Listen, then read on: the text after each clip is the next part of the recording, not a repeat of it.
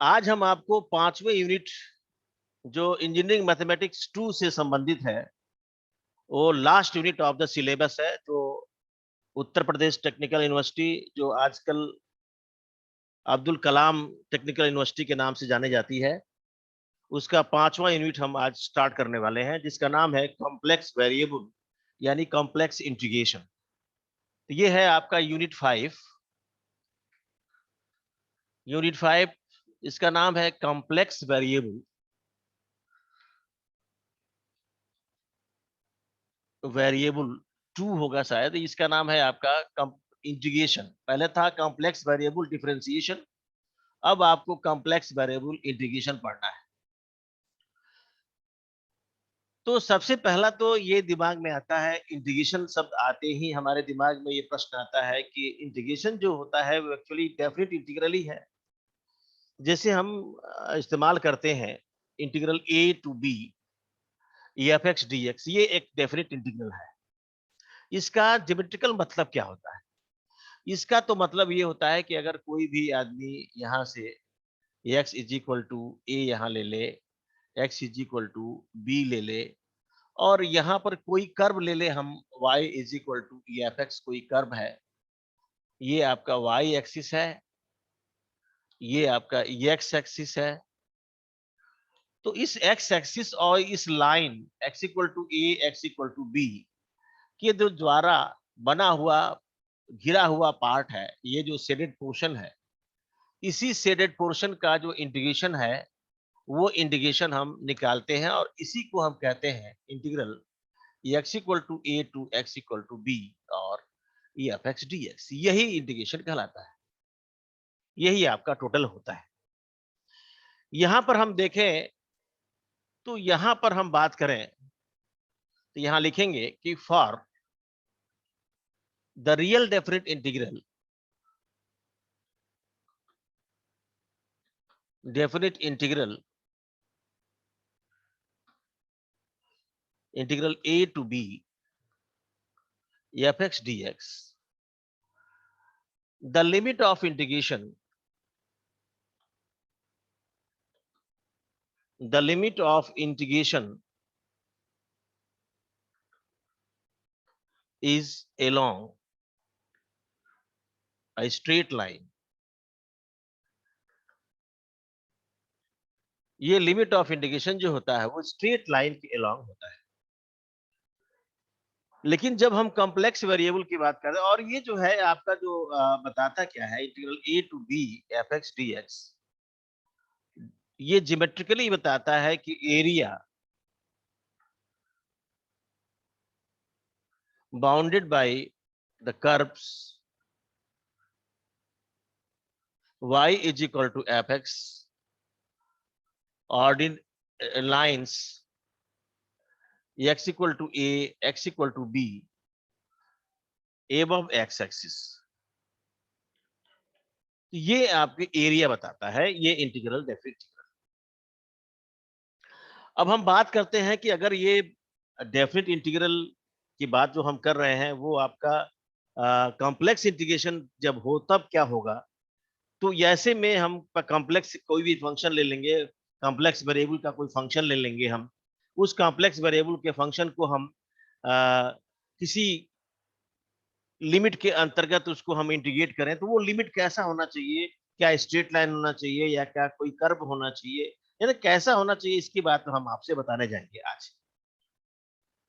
ये बात समझ में आ रही है? Hello, yes. ये तो आपने ऑलरेडी पढ़ा हुआ है, मैं सिर्फ आपको यहाँ पर समझाया हूँ, ये आपको याद दिलाया हूँ।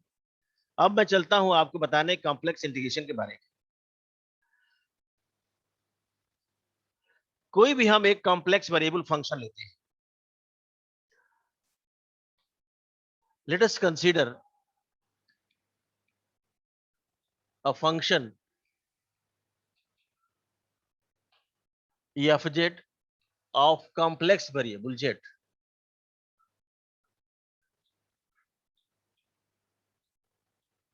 variable z is equal to x plus iy।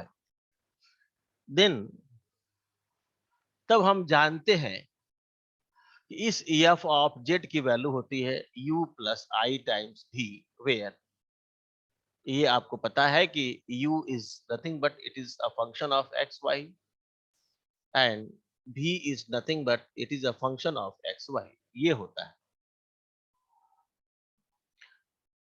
अब हम बात करें इंटीग्रल की, बात करें हम इंटीग्रल एफ जेड जी जेड की बात करते हैं। तो integral F Z D Z जो होता है, ये आपको बात करेंगे हम। तो यहाँ पर इसकी बात करने से पहले यहाँ लिखेंगे कि for the integration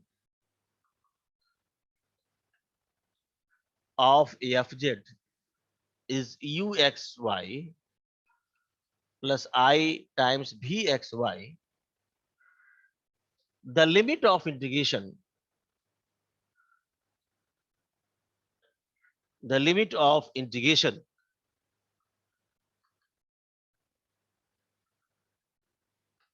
is always along a curve, along a curve, किसी कर्व के along ही होता है। क्यों? क्योंकि इसमें x भी इन्वॉल्व है और y भी इन्वॉल्व है। जैसे हम ये कह दें, ये आपका इमेजिनरी एक्सिस है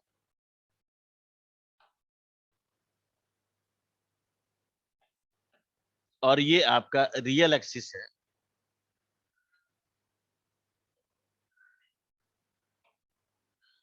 तो अगर हम कोई भी कर्व ले लें ऐसे, ये मान लेते हैं, चाहे ऐसे के बजाय आप चाहे ऐसे ले लीजिए, यहाँ कोई पॉइंट लेते हैं Z0, यहाँ कोई पॉइंट मान लेते हैं Z1, Z मान लेते हैं। इससे कोई कर्व ऐसे ज्वाइन करते हैं, ये C कोई कर्व है, ये C कोई कर्व है, तो हम ऐसे लिखेंगे कि then so integration C of this Z, ऐसे लिखेंगे, is the complex integration, is the integration of fz of fz along a curve C, along a curve C. If the curve C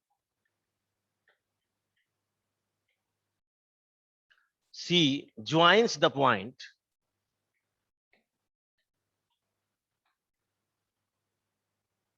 Z0 and Z, then integral C f of z dz can be written as integral Z0 to Z f of z dz, ऐसे लिखा जाता है। ये क्या हमारी बात आप लोगों को समझ में आ रही है? Hello, yes sir. ये ऐसे लिखा जाता है, Z से Z0 से Z f z dz लिखा जाता है। अब इस तरह की इंटीग्रेशन को कैसे इवेलुएट किया जाए, इस पर हमको चर्चा करनी है। तो पहले इसको आप नोट कर लें, फिर मैं इसको मिटाऊं।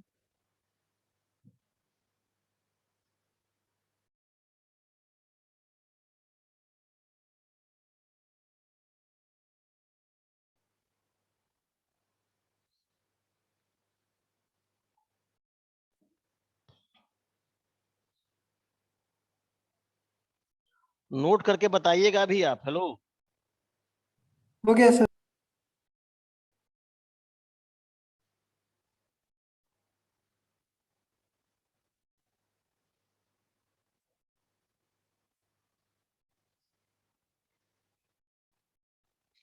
अब देखें हम, तो यहां पर अब बात करते हैं, सिंस ये जो z होता है वो आपका x प्लस आई वाई होता है, f ऑफ z जो होता है आपका u plus I times v होता है,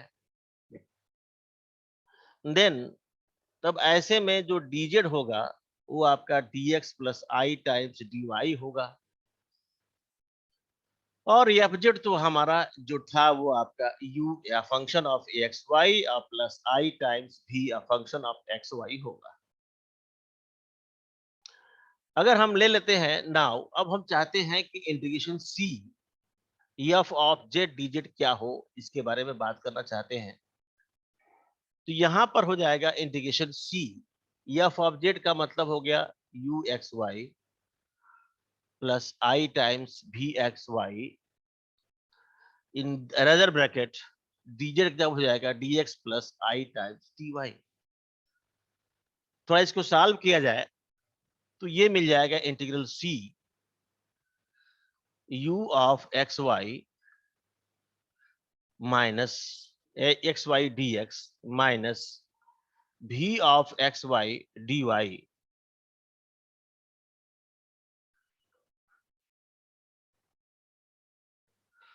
plus I times u of X Y plus into D Y plus v of X Y into D X, ये मिलेगा।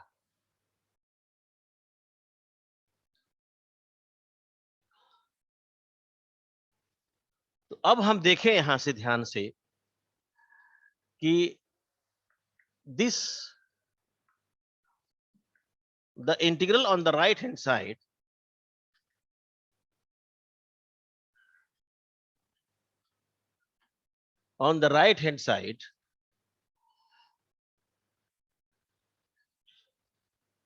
it it is real definite integral। अब ये रियल डेफिनेट इंटीग्रल हो गया,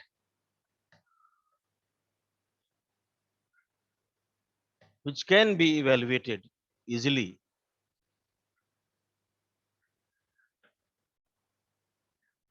which can be evaluated easily।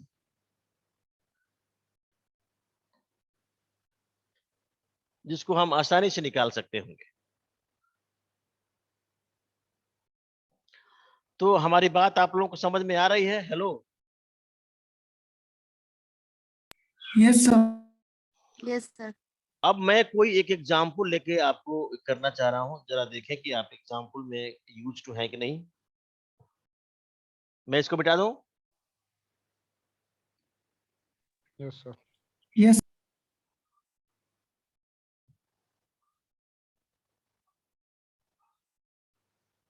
आप एक example लेते हैं।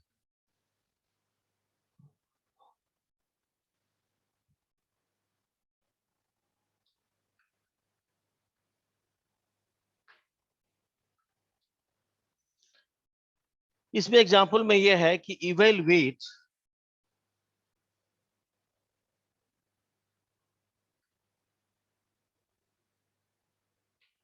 Integral 2 plus I 0 to Z bar whole square dz along the real axis from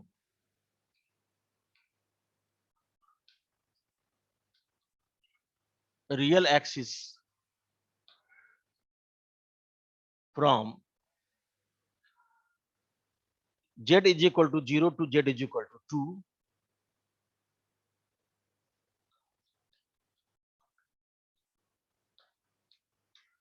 z is equal to 2 and then along a line and then along the line and then along the line parallel to y-axis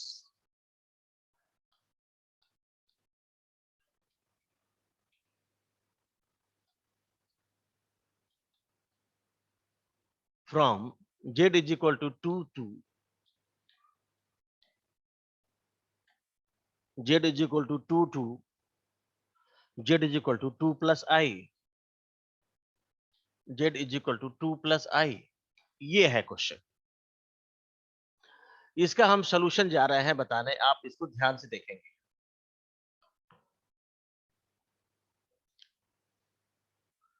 तो I hope कि आपको question समझ में आ गया होगा।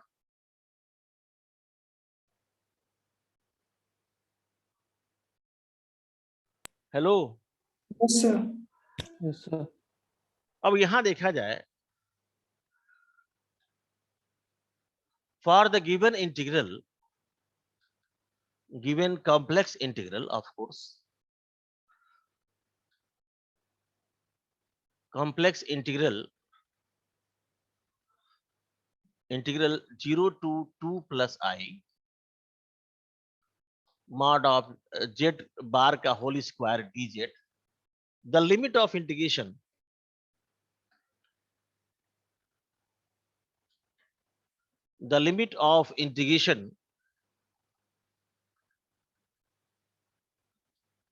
is z is equal to 0 to z is equal to 2 plus I. अब z is equal to 0 to z is equal to 2 plus I हम अपने ड्रा करते हैं, आपको जिसे मैं ज्योमेट्रिकली बताता हूं। ये हो गया आपका रियल एक्सिस, एक imaginary axis,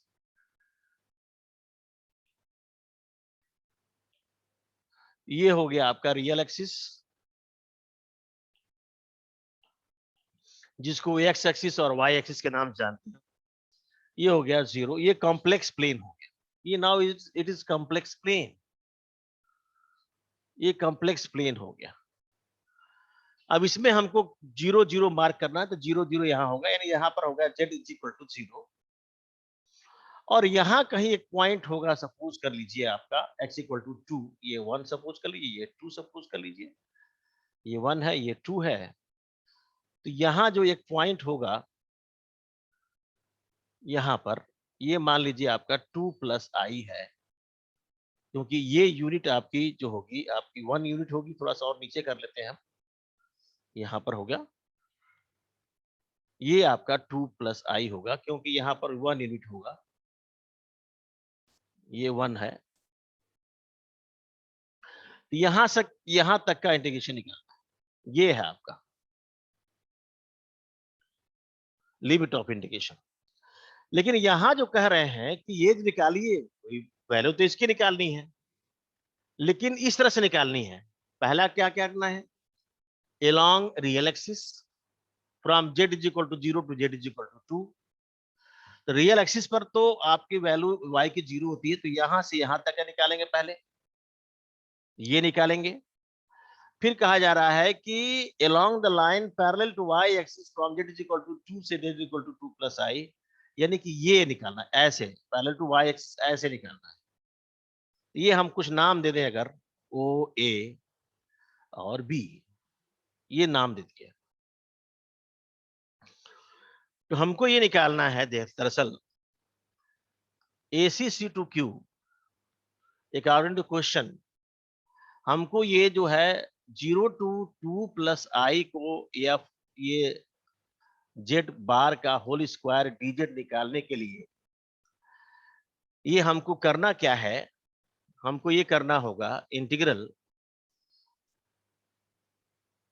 O to A mod of z का होल स्क्वायर, z बार का होल स्क्वायर dz, अब प्लस यहाँ पर A to B और z बार का स्क्वायर और dz, ये करना होगा।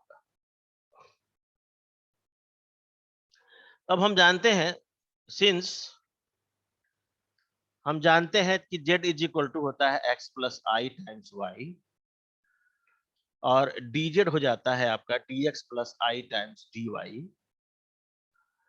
z बार जो होता है वो हो जाता है आपका x माइनस आई टाइम्स y। तो z बार का स्क्वायर जब करेंगे तो ये हो जाएगा आपका x माइनस आई टाइम्स y का होल स्क्वायर, ये हो जाएगा आपका x square minus y square, और शायद हो जाएगा -2ixy। हेलो,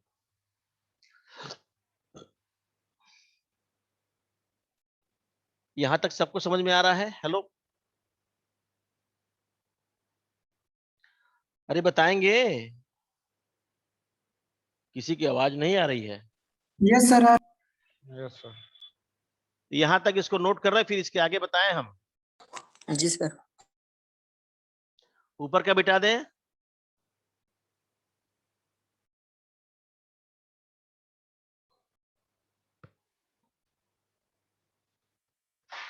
बोलिए, मिटा दें।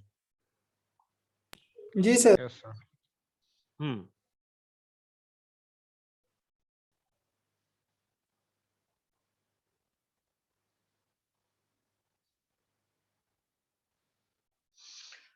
अब जो हमारे पास आया इंटीग्रल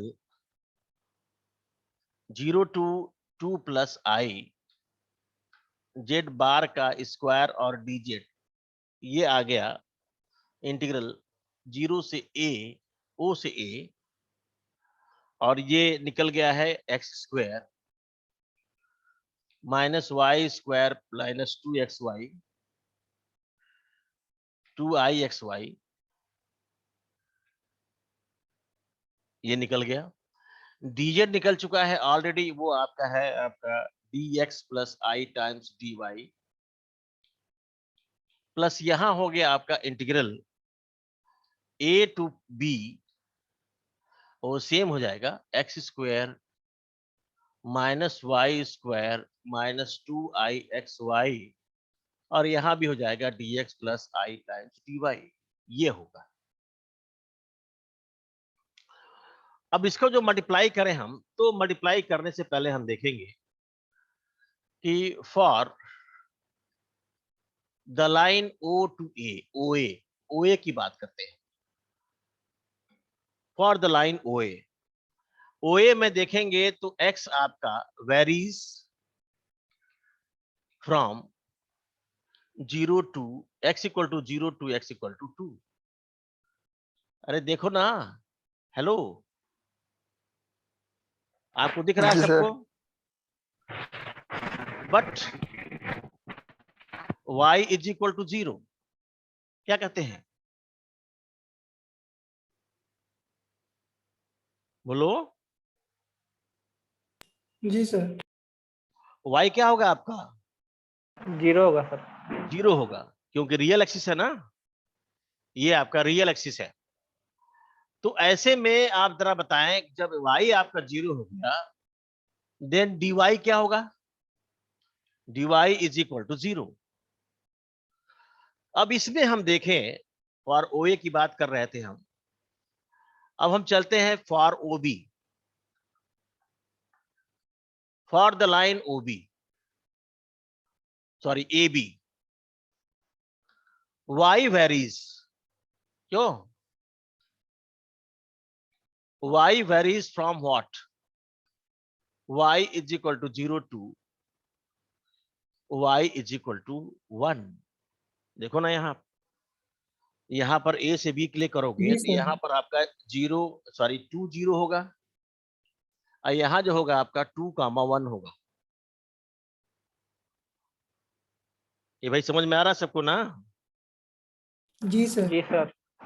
तो y आपका वेरी करता है, का मतलब y 0 नहीं है, बट x इक्वल टू 0, और इसके वजह से dx जो होगा वो 0 होगा। अब हम इस इंटीग्रल को इवेलुएट करते हैं। अब इस इंटीग्रल को इवेलुएट करने में हमारे पास आ गया देयरफॉर इंटीग्रल 0 से 2 plus I Z bar whole square dz is now equal to integral. अब यहां पर x इक्वल टू 0 से x इक्वल टू 2 चलेगा, यहाँ एक्स स्क्वायर ऐसे रहेगा, वाई स्क्वायर 0 हो जाएगा, माइनस ये भी 0 हो जाएगा, dx रहेगा प्लस आई टाइम्स 0 हो जाएगा, ये हमारा हो गया। जब हम चलते हैं आपका a से b में, तो यहां देखें तो y is equal to 0 to y is equal to 1 होगा, x 0 होगा, माइनस वाई स्क्वायर हो गया, माइनस ये भी 0 हो जाएगा, और ये हो जाएगा 0 plus I times dy। Hello, yes sir. अब इसको हम इवेलुएट करते हैं। इसको इवेलुएट करेंगे तो ये हो जाएगा आपका 0 to 2 x equal to 0 to x equal to 2, और यहां हो जाएगा आपका x स्क्वायर dx, माइनस हो जाएगा i times integral y is equal to 0 to y is equal to 1, और ये हो जाएगा y स्क्वायर dy।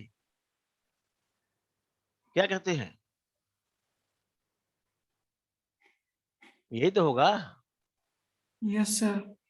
अब इसको सॉल्व करना है, तो यहां जब सॉल्व करेंगे तो ये हो जाएगा आपका x³ by 3 integral x equal to 0 to x equal to 2, और ये हो जाएगा आपका I times y cube by 3 integral y is equal to 0 से y इज इक्वल टू 1। इसमें रखा जाए लिमिट। जब इसमें लिमिट रखेंगे तो you will find 8/3 minus 0, and here is I times 1/3 minus 0, and so finally you will get here 8 minus I/3. This is the answer. तो ये हमारे पास इसका आंसर आ जाता है 8 minus I/3।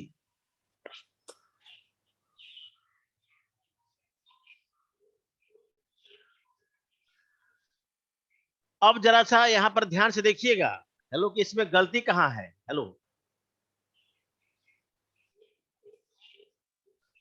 हेलो, ये मैंने जानबूझ के किया है इस तरह से। अब जरा देखिए गलती कहां है। y क्या लिखा है यहां पर? हेलो, सब सुन रहे हैं? जी सर। y क्या लिखा है? Varies from y is equal to 0 to y is equal to 1। लेकिन x क्या है आपका? y x क्या है?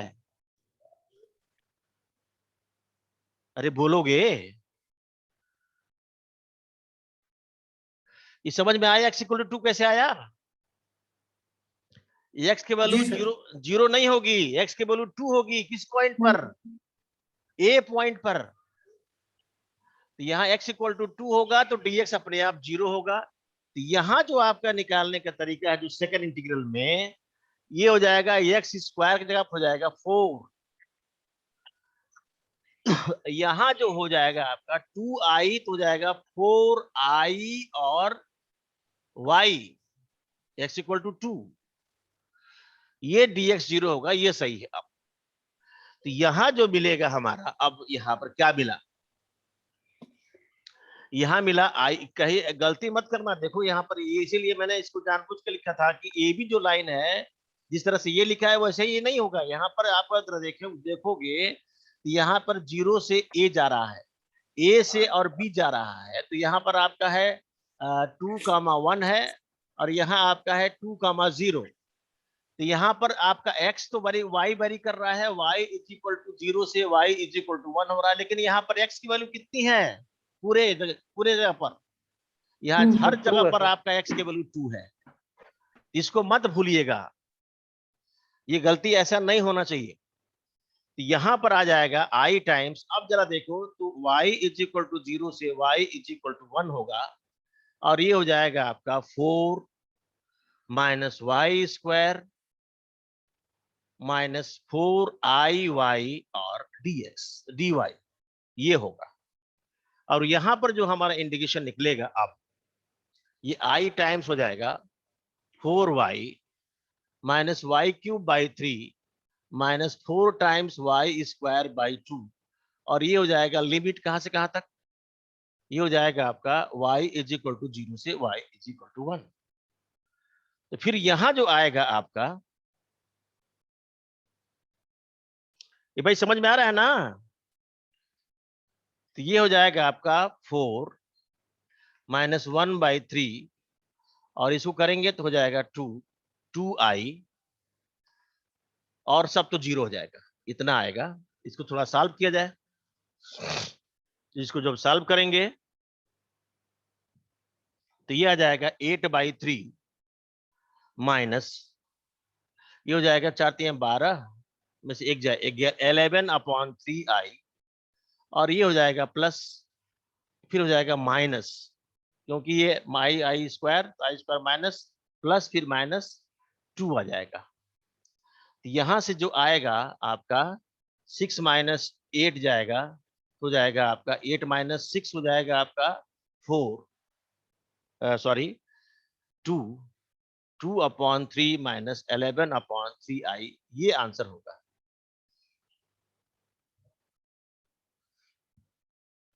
तो बात क्लियर हुई सबको कि जब कभी भी हम कॉम्प्लेक्स इंटीग्रेशन की बात करते हैं तो यहाँ पर हमारे पास उसको रियल डेफिनेट इंटीग्रल में कन्वर्ट करने का प्रयास करते हैं, और अगर आसानी से अगर परिवर्तन हो जाता है एज पर लिमिट कंसर्न, जो लिमिट दिया गया है, तो उसी लिमिट के हिसाब से हम रियल डेफिनेट इंटीग्रल को में कैलकुलेट कर लेते हैं। ये तो था जनरल, आपको मैं आइडिया दिया रहा था, जनरल आइडिया। अभी आपको कॉम्प्लेक्स के टिपिकल प्रॉब्लम्स ऐसे आएंगे जिसमें आपको कॉम्प्लेक्स इंटीग्रेशन निकालने के बहुत सारे तरीके और भी डेवलप किए गए और बताए गए। तो ये हमको उम्मीद है कि आपको ये क्वेश्चन समझ में आया होगा। हेलो हेलो यार, कुछ बोल नहीं रहा है, हम कुछ समझ में नहीं यस आ रहा है। सर। तो आप जो है एक क्वेश्चन होमवर्क नोट कर लें, होमवर्क के लिए मिटा दे इसको। अरे बताओगे?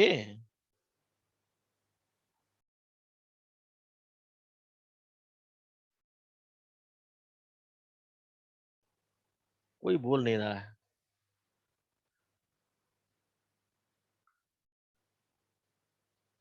एक बार कोई बोलो ना, मिटा दें। जी sir. Yes sir. Yes sir. Yes sir. जी सर।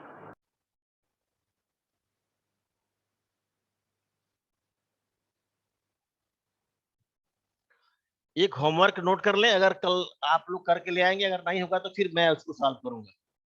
लिखें, इवेलुएट